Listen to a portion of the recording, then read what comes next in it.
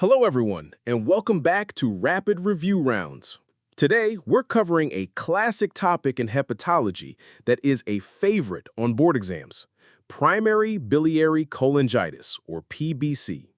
So, what's the hook? If you see a vignette about a middle-aged woman complaining of intense itching and fatigue, and her labs show a sky-high alkaline phosphatase, your brain should immediately scream PBC. So, what exactly is it? At its core, primary biliary cholangitis is a chronic, progressive autoimmune liver disease. The key here is that it causes inflammation and destruction of the small intrahepatic bile ducts. Think of it as a targeted attack on the liver's tiny drainage pipes. And the classic demographic, which you absolutely must know for the exam, is women between the ages of 40 and 60. How does this happen? The exact trigger isn't known, but it's believed to be a combination of genetic predisposition and an environmental insult. This trigger leads to a T-cell-mediated autoimmune response where your own immune cells attack the cells lining the small bile ducts. This creates a pathognomonic finding on biopsy called the florid duct lesion. As these ducts are destroyed, bile can't flow properly, a condition called cholestasis. The backed-up bile is toxic, leading to inflammation, fibrosis, and eventually cirrhosis. How will your patient present? It's important to remember that many patients are actually asymptomatic at diagnosis. When symptoms do occur, the two most common are fatigue and pruritus. The itching can be debilitating. On exam, you might find hepatomegaly, and later in the disease, signs like jaundice or xanthelasmus.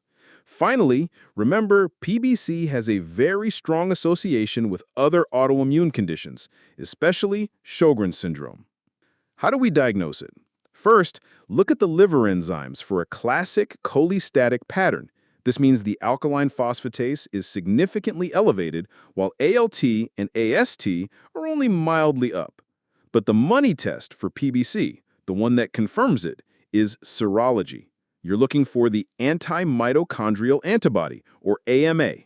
A positive AMA in the setting of cholestasis is diagnostic. A liver biopsy is not usually needed if the AMA is positive. Okay, how do we manage PBC? This is extremely high yield. The first-line disease-modifying therapy is ursodeoxycholic acid, or UDCA. Every patient gets this. Next, you treat the symptoms. For pruritus, use cholestyramine. Because of poor vitamin absorption, supplement fat-soluble vitamins and perform mandatory osteoporosis screening with a DEXA scan. For patients with end-stage liver disease, the only definitive treatment is a liver transplant. Let's put it all together.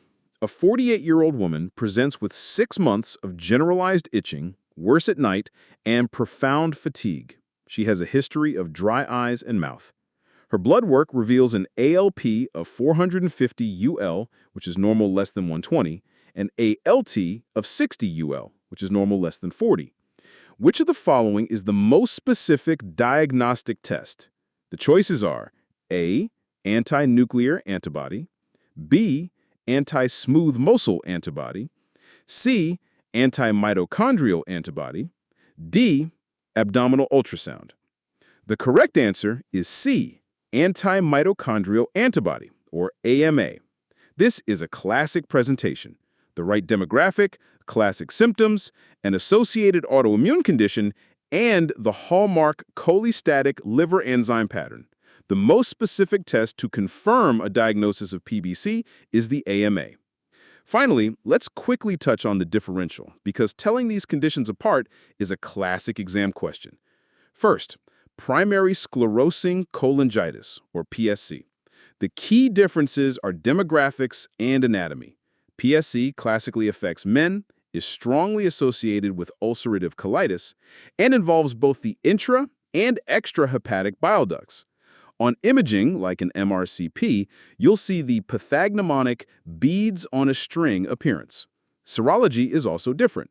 You'd look for PANCA, not AMA. Next is autoimmune hepatitis, or AHI. The key here is the pattern of liver injury. AHI causes a hepatocellular pattern, meaning your ALT and AST will be sky high, often in the thousands, while the ALP is only mildly elevated. The antibodies are also different. You'll look for anti-smooth muscle antibody, or ASMA, or ANA. Finally, always consider drug-induced cholestasis. This is a diagnosis of exclusion based on history. Always ask about new medications. Classic culprits include antibiotics like amoxicillin clavulanate, anabolic steroids, and some antipsychotics. The key is the temporal relationship. The problem starts after a new drug is introduced and often resolves when it's stopped. So, let's bring it all with a final high-yield summary. Remember, for primary biliary cholangitis, your classic patient is a middle-aged woman. While many are asymptomatic, the hallmark symptoms you need to know are profound fatigue and pruritus. When you look at their labs, you'll see that hallmark cholestatic liver enzyme pattern with a significantly elevated alkaline phosphatase. You confirm the diagnosis with the highly specific anti-mitochondrial antibody, or AMA.